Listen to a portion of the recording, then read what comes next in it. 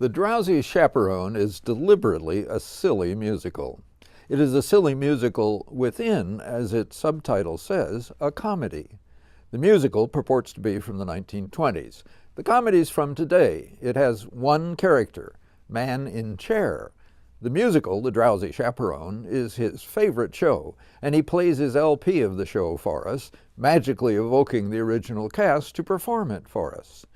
The whole show pokes fun at the silliness of those 1920s musicals, whose plots featured outrageous coincidences and non sequiturs, and it pokes fun at the people, like our host, who love those musicals.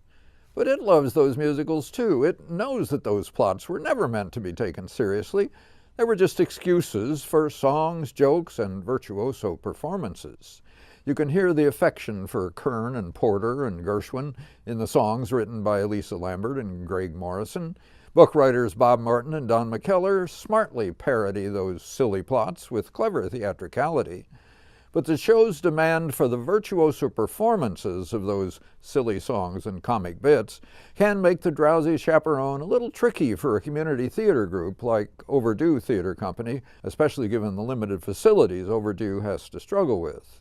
Director Becca Harbison, choreographer Mary Fedak, and music director Mike Blackwood have mostly cast people who can play in the knowing, affectionately mocking style that The Drowsy Chaperone requires. And they have not asked them to do more than they're able to do, and by and large to make it look like that's enough.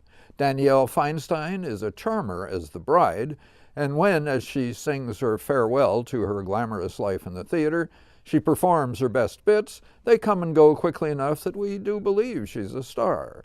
Shane Rudolph as the groom and Bryce Miller as best man George really can tap dance. Rachel E. Young and costume designer Debbie Bixler's sleek numbers vamps everyone as the drowsy, make that tipsy, chaperone.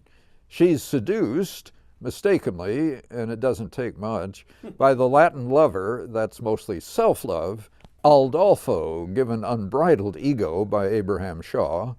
Taffra Perryman is delightfully vague as the wealthy Mrs. Tottendale hosting the wedding in her mansion, while Wayne Mackenberg as her butler, named Underling, with raised eyebrow and rolling eye, does his best to keep her on track.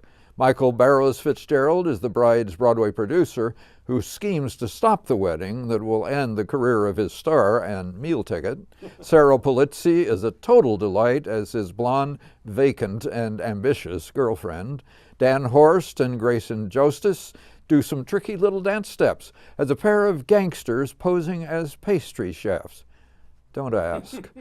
Don Meyer handles a brief turn as the building super who gets the lights back on, and Eleanor Humphrey takes over the finale as Trix, the aviatrix, come to fly the whole wedding party down to Rio. How else can a 20s musical end?